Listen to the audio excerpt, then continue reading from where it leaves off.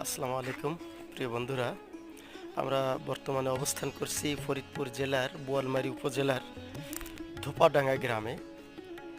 এখানে আসার বিশেষ একটি কারণ আছে, সেটা হচ্ছে সিআইপি যশোদা জীবন দেবনাথের যে বাড়ি, সেটা এখানে অবস্থিত। বিশাল প্রকাণ্ড এক বাড়ি, এবং এই বাড়িটার বিশেষত্ব হচ্ছে এখানে সেই মধ্যযুগীয় কায়দায় বেশ বিভিন্ন মূর্তি এবং একেবারে খুব অন্যরকমভাবে আর কি বানানো।